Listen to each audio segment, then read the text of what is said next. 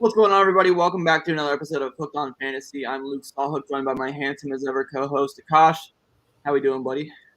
We're doing great, man. It's a great time to break down some football. Love talking about football. Well, I'd hope so.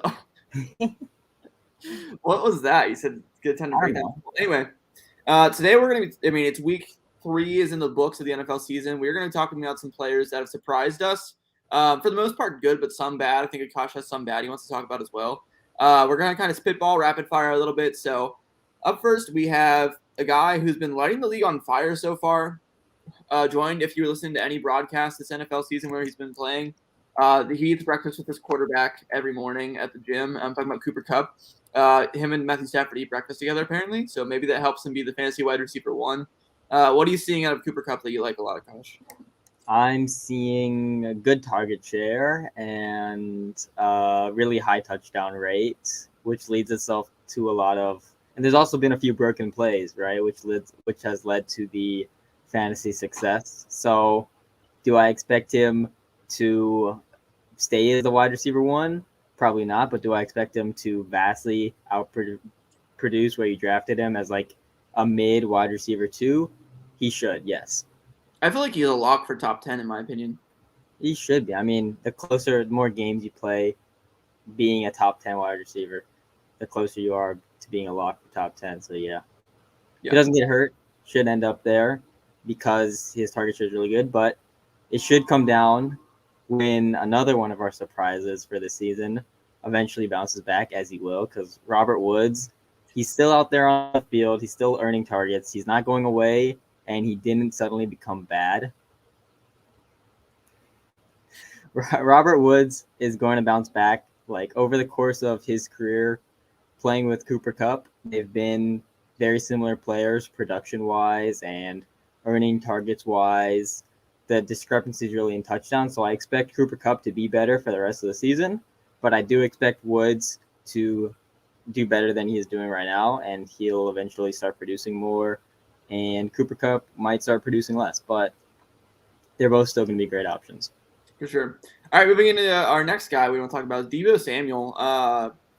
He went nuclear week 1. Kind of slowed down a little bit, but he's still performing really well because of Akash's boy Brandon Ayuk has been missing pretty much. Right, and it's not the it's not the anything to do with Ayuk. It's just the fact that Deebo. The surprising thing is his role change. So in his rookie season, he had an ADOT of around 7.6, I believe, if I remember correctly. And so he showed up really well in my rookie comps and some of my friends' rookie comps, like some people that have similar processes as me. And we were excited for him going into year 2, but then he had the Lisfranc injury and he missed a bunch of time with several other injuries throughout the season. And that led to him falling down rankings because one of the reasons was because his ADOT and his role completely changed. He had an ADOT of around 2, so he's basically just being used as a running back pretty much, like the same way that the Saints use Alvin Kamara or the same way the Panthers use Christian McCaffrey. That's the way that Deebo is being used. So we thought, oh, this guy has a cap ceiling. He's not going to be much of an option. Kind of like how the Falcons use Cordarrelle Patterson. Yeah, the same way that the Jaguars use Laviska Shenault, right? And so that's why he fell down ranks. But his role has changed. He's being a real wide receiver now, and his ADOT's around 7. And so that's why he's a surprise, and that's why he can be a wide receiver 3 going forward, or even a wide receiver 2 in this offense. For sure. All right, on to our next guy who's been the biggest surprise of the season so far to me, honestly, is Mike Williams. He's the wide receiver 2 in PPR leagues. He's just been lighting the league on fire. I mean, everyone knew how talented he was, but the fantasy points are really starting to come in for him with his weekly touchdowns and just overall dominant performances. Another guy who you're probably not going to see finish where he is right now as the wide receiver 2. I do expect Keenan Allen to be the better wide receiver rest of the season, but this is another thing very similar to Deebo Samuel, but in the opposite direction. Deebo Samuel's ADOT went up and his role completely changed and he started producing more. Mike Williams' role completely changed. His ADOT came down, stopped being used as like a deep threat and started being used as a real wide receiver. And so his role is a lot more fantasy friendly right now. And he'll probably be a high wide receiver 2 rest of the season because Justin Herbert's also playing really, really well right now. Mm-hmm. Excuse me, 100%. Moving on to our next guy, we have Hollywood Brown. Once again, okay, I need to apologize to him because I thought he was fantasy irrelevant moving forward. I just he's kind of off my draft board. Like guys like him and like Henry Ruggs, I just don't like having on my fantasy team. But Hollywood Brown's been killing. He's the wide receiver 11 so far right now, and he's been very involved in the offense. Rashad Bateman might change some things, but he should, yeah. But the thing with Hollywood, the thing I was overlooking is the fact that he still earned targets last year in the way that fellow deep threat speedster Henry Ruggs didn't. So Hollywood Brown, in hindsight, his good production wasn't totally unforeseeable, but there's really only one guy I know who was actually in on him, Peter Howard at Pahowdy on Twitter. So props to him for being right. But once Rashad Bateman comes back into this offense, I do expect him to be wide receiver 3. But it's very encouraging to know that to confirm that he is a good player. And for people who didn't think he was a good player, should probably admit that he is a good player. He is a good player. I always thought he was a good player. I just didn't think it was going to translate to fantasy. Yeah, he definitely could. He could be like Corey Davis in the future, where he moves off this low volume team and gets a better role somewhere and produces more. I love Corey Davis. That's another topic though. All right, moving into our next guy is Emmanuel Sanders. I actually really liked Emmanuel Sanders coming into the season. Yeah. Once I saw reports out of camp that Gabe Davis was not getting the role we thought, and Emmanuel Sanders was taking it, I thought he was a great value, and he's delivered on it 100% so far. I really like Sanders. He's getting a lot of the targets for Buffalo, and I think he's outscoring Stephon Diggs right now. Yeah, a few touchdowns will do that. Like with everyone who you're seeing higher in the fantasy finishes than you expect them to. It's probably just because they fell into the end zone a couple times. But Emmanuel Sanders looks like the number 2 option in this offense. Gabriel Davis, I always thought was behind Emmanuel Sanders and Cole Beasley, but I didn't expect him to also be behind Dawson Knox, Devin Singletary, and Zach Moss. So he's buried. He's basically nothing right now. He's not buried. He's just not good. But that's a conversation for another day, I guess. But for Emmanuel Sanders, he's in a high air yards role in the way that Cole Beasley never is. So for fantasy, he's probably their second best wide receiver because he's working down the field more and he's seeing more valuable targets. And it's really exciting to see what he can do because he's not washed. I guess a lot of people thought he was, and he's probably not going to be prime Emmanuel Sanders, but he probably has some decent weeks throughout the season where you probably started him and hope for a big play, and then he gets you that, or maybe he's a good DFS guy every now and then. For sure. I think he's really cheap with a lot of opportunity, and that's exactly what you look for. Oh, definitely. Really cheap. We have another guy right here, Christian Kirk. I honestly wrote him off this season, the addition of Rondale Moore, and he's been fantastic. Moore has been seeing the least snaps out of their 4 wide receivers, but hopefully he ousts AJ Green soon. But Christian Kirk's carved out a good role, similar to Emmanuel Sanders in that he's the beta, but he's the beta who's working down the field and seeing a lot of air yards in a very high volume offense. So they're basically the same player, but around 10 years difference in age. So they're both going to have weeks. Yeah. If DeAndre Hopkins is the alpha male and Christian Kirk is the beta male, who is the sigma male of the Cardinals offense? That's not a thing, but it definitely should be. No, it's just a meme. I don't know. I know. The sigma male. I don't know. I feel like it has to be Rondale Moore. Yeah, Rondale Moore, yes. AJ Green's the or we could just say it's Cliff Kingsbury. Everyone there is a sigma male. It's kind of crazy that I'm pretty sure Kirk's out targeting DeAndre Hopkins right now. I think he is. But it's not something I expect to continue, right? No. Maybe Kyler just has better chemistry with shorter players. They're the same height, so they can throw the ball easier. Yeah, they see more eye to eye. Yeah. I think it's really funny that he hasn't even watched The Mandalorian and he keeps doing the Baby Yoda pose. Oh, yeah. He hasn't watched The Mandalorian? No, he doesn't even, he doesn't care about Baby Yoda at all. I heard about it, and I heard it's funny, but I haven't actually seen him do it. Oh, really? Yeah, I should. I heard it's funny. It is funny. Anyway, on to our next guy, a team that you love, a backfield that you love, the Detroit backfield. Jamaal Williams has been really good. The entire Detroit backfield honestly has been incredible because they don't throw the ball to their wide receivers. It's just tight ends and running backs. Yeah. Over the offseason, I really like DeAndre Swift, but I also have a good amount of Jamaal Williams because everyone's yelling at me like this backfield is going to be so split. It's going to be like Eckler and Melvin Gordon or Kamara and Ingram, but like those backfields both produced 2 top 24 running backs. And while I do expect Swift's role to go up a little bit because he's fully healthy and there's reports that his role fully grows, it probably does. I do still expect Jamaal Williams to have a solid role and a good pass catching role because, like you said, this offense really just passing to the wide receiver, really just passing to the running backs and tight ends and ignoring these wide receivers. I would ignore those wide receivers if my best wide receiver was sometimes Khalif Raymond and sometimes Quintez Cephas and sometimes Tyrell Williams, who's hurt right now.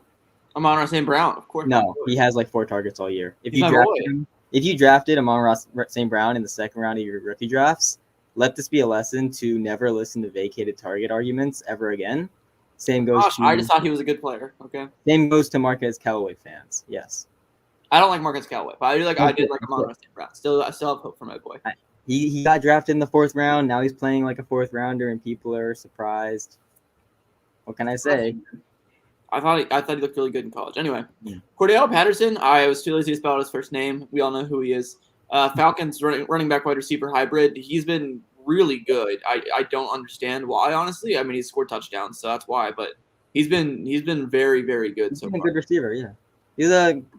He's the former wide receiver convert turned running back who's seeing a good amount of targets, and that's what's led to a fantasy friendly role, even if he's not leading the backfield in carries. Him and Mike Davis both have good receiving roles, and it's hurting. Well, Russell Gage is hurt right now, but it's also hurting Hayden Hurst, kind of hurting the whole offense in general because they're throwing so short. But it helps both of the running backs there, and if they both maintain good receiving roles and Mike Davis falls into the end zone a bit more, then I see no reason why both of them can't be decent for fantasy. I mean, both guys you got cheaper than they probably finish, which is always good. And Matt Ryan has the lowest ADOT hit of his whole career, partly because he's just throwing short and throwing to these running backs. For sure, yeah. Matt Ryan's really weird this season, but definitely. That's a topic for another time. Like he's completed like 75% of his passes, but it's because everything's a check down pretty much, and it's really annoying for fantasy. I agree. All right, moving on. We have a couple running backs here. We have Tony Pollard and Kenneth Gainwell. Which one do you want to start on first? Pollard's really carved out a good role in the rushing game as well as the receiving game, which is good to see. Zeke ran more routes the other night, if I remember correctly, but Pollard's making a mark in the rushing game. This is less of like what we've seen in the past of Pollard being the Alexander Madison to Zeke's Dalvin Cook, just in that split where Pollard sees barely anything and is barely startable. Mm-hmm. And it's more like what we've seen in the past with Aaron Jones and Jamaal Williams, where Pollard gets some to where a point where you could say, maybe I desperately start him in my flex spot, but it's not enough for him to carve out a extremely startable role in fantasy football. But it is surprising to people who drafted Zeke in the top 3, top 4, because Zeke's just not in that role anymore. And he's going to be like most of the running backs where he'll need a touchdown and some catches to have a good day. He's not going to be seeing 20 plus carries every single game anymore. Yeah, I just think that Pollard's been uber efficient and he looks really good on the field. I think that he's just making the most of his touches, and I think he's just going to keep earning more and more. He's been, like, over the last few seasons, shout out to RTDB. I forget his actual @ but Jacob Sanderson, who continuously pounded the drum for Pollard carving out a role because he's a better reality running back than Zeke, and that looks to be the case because right now Pollard's a better reality running back, and he's also carving out a role. Yeah. Okay, moving on to Kenny Gainwell, who I have on the screen here. Once again, kind of like Pollard, I mean, it's a little different, but I did not expect much volume at all for Kenneth Gainwell this season. Mm-hmm. I thought it was going to be a lot more Miles Sanders than anything, honestly. Really? But Gainwell's looked really, really – he's a lot of juice when he gets the ball. He looks efficient in his pass catching. And I think he's going to earn it more and more trust in the offense as the season Yeah, goes. I was hoping he would turn this like somewhat of a Nayim Hines in that offense. Like Sirianni coming over from Indianapolis got his Nayim Hines in the draft pretty much in Kenny Gainwell. And I was hoping that would happen, and I have him on a few squads. And that looks to be the case, which is pretty good for fantasy because he's a cheaper version of Nayim Hines pretty much. But for Gainwell, this doesn't really hurt Miles Sanders a ton because they can both succeed in the receiving game, but it is good for Kenny Gainwell because he's a free PPR play every week who you hope sees some garbage time targets. I agree for sure. All right, on to our last little bundle here before we wrap. We have Nayim Hines, Sam Darnold, Derek Carr, and Matthew Stafford. Where do you want to start first? Well, Hines is the only non-quarterback of that group. You know, he signed his extension, and now he's seeing more of the he's seeing more volume than he has in previous years, I believe. His target share is probably around the same range, but it just feels like he's doing more because Jonathan Taylor is not doing as much. He's been so efficient. Oh, yeah, definitely. Jonathan Taylor's been terrific. If he falls into the end zone a few times or catches a few passes, he's going to go off soon, and people are going to be reminded of who he is because right now he is absolutely dominating a bunch of advanced metrics. So Hines, he's also dominating a lot of the same metrics. They're both running really well. They're both the best offensive players on the team. And I know I'm a big advocate of not running it a bunch and passing more because passing better than running. But having an offense flow through Nayim Hines and Jonathan Taylor does not sound like such a bad thing. Yeah, I agree 100%. I think that Nayim Hines is a core piece of the Colts offense, and they paid him accordingly. He's a crucial piece of that offense, and I think if they didn't have him, their offense would be a lot worse than it already is, and that's saying something because their offense is not great. He's like 200-pound former fourth rounder, and to see him make this kind of impact is really cool to see. I totally agree. Moving on to Sam Darnold, who's honestly been my favorite surprise of the season so far. Crazy. It's just like it's the mix of the Adam Gase curse being lifted and Joe Brady being a genius is just completely fixed this man's career. So it looks like it so far. Like it's a conundrum for me because he was bad for so many years in New York, right? Yeah. Like not even the way that Ryan Tannehill was bad in Miami. Like Ryan Tannehill was average in Miami, whereas Sam Darnold was one of the worst starting quarterbacks in football. Correct. So it's hard for me to go like, okay, yeah, he's really good now, but this is a really encouraging trend because if he could turn his career around, it's another startable QB, and it's a really exciting story, really. Yeah, I love it. I love me some Sam Darnold this year with the Panthers. But another guy I've always liked a lot, and I still beat the drum for every once in a while, is Derek Carr. I love Derek Carr. You need to put your respect on Derek Carr's name. Yeah. He's a good quarterback. He really is a good quarterback. And I think that he's translating to fantasy once again this year. He's a QB9 so far through 3 games. He's had a couple of very good games so far for fantasy. Yeah. And I think it's going to continue. I think he's going to be around QB10 for the rest of the season, and he's definitely rosterable. Yeah, he's been he's really been bubbling under the surface the last few seasons. Like he's finished like QB16 or QB13. Like no one that you roster all the time, but someone who you're like, oh yeah, maybe I'll stream him this game, and then maybe he does well, maybe he doesn't. But there is some crazy volume there. I believe they have like 45 pass attempts per game, which probably doesn't hold because they've been going to overtime. They've been getting in shootouts, so their passing volume probably comes down, but it still keeps Derek Carr as a good as a high QB2 who's good in reality and fine for fantasy. But it's like, you know, another QB who's good in reality and fine for fantasy. Kirk Cousins, if he can keep the touchdown rate high enough, it probably doesn't matter how much volume's there. Like he'll need some, but if he can keep a high touchdown rate, he can be a low QB1 in fantasy. I agree 100%. Last guy of tonight's little show here, we have Matthew Stafford, who's been insane. Him and Cooper Kupp, like I said, eat breakfast together every morning, and they're crushing it, man. Yeah, I need to add something in my spreadsheets to factor for QB chemistry and input how much they have breakfast together, because clearly there's something there that has not been accounted for. There is. Chris Collinsworth thinks it's a big deal. So yeah, he doesn't shut up about it. It's kind of getting annoying, but I like it. I think it's a good idea. Yeah. And right now, he's really like Stafford's so efficient right now.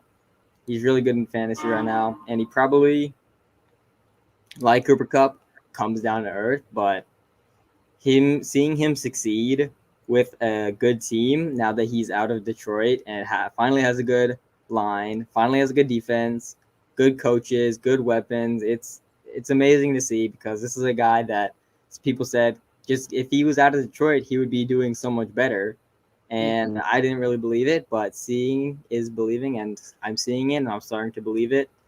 And I really wish that it would happen with Matt Ryan because I want him to succeed somewhere else. I do too, but he's not going to succeed in Atlanta. I think Matthew Stafford's a lot better right now than Matt Ryan is. No. I mean, right now, sure. In these last few games, yes. But I would still say Ryan's a better QB throughout their careers. Yeah, I mean, I guess. I don't know. I think it's close. But all right, that'll wrap it up for the surprise of the season. We'll be back on Tuesday with another episode. We will see. We have to do the show in week 8 or something, halfway through the season, because then we'll know who the real surprises are, and it's going to turn out like 60% of these are going to be 3-week flukes, and we're going to look like total jackasses. But we'll know more in week 8. It's the name of the game is looking like a jackass over week 3 flukes. I mean, that's what everyone does, you know. Yeah, you got to overreact. Like you can't make content if you don't overreact to stuff because no one wants to listen to a nerd rattle off stats for an hour and a half. Unless you are into that stuff, in which case you should check out my new podcast that I just dropped last week, and the new episode for week 3 is coming soon, where we break down the advanced metrics and stats for the week and help give you info that 90% of people don't look at. You're such a nerd. I love it. I know. All right. There's a market for it, and I'm capturing part of that market, and I'm succeeding. Do you not want to see me succeed, Luke? No, of course I do. I'm just calling you good. nerd. Yeah. I appreciate your nerddom. That's why I have you on the show with me, because you can bring out all those stats that are in your little handsome brain. I know the whole show. You just read off names to me and let me just say whatever I wanted to about them. Yeah, stats. It was like playing like home run derby. Like I was your pitcher and you were. Yeah, you just lobbing them up for me, setting it on the little T-ball. Yeah, I mean, I can't really repeat what you say because it's the exact same takes. I mean, it's pretty obvious what to say about these players. You know, they're all doing good. They're all exceeding expectations. They're crushing their ADPs, and that's the guys you want on your team. You know, like especially I think I've always told people that come to me for advice, just draft good players and you'll win. And sometimes people don't follow that advice and they don't win. But if you just draft the players who are going to do well and not get hurt, you'll win. It's so simple. What about Allen Robinson? What about it? He's he's a good player and he's not getting hurt. Why am I not winning it, Kosh? His QBs are throwing short and his play caller is garbage. So eventually, just because of regression, the play calling will get better, and the QB play will get better, and the throwing deep will get better. So he'll eventually bounce back. Last week I said this on my new podcast, but Justin Fields had the worst completion percentage over expected since week 1, 2018, Nathan Peterman. That's impressive. Exactly. And so one of the hilarious things about having the worst game in the last 3-4 years is that it literally can't get any worse for Allen Robinson. It can only go up from here. Correct.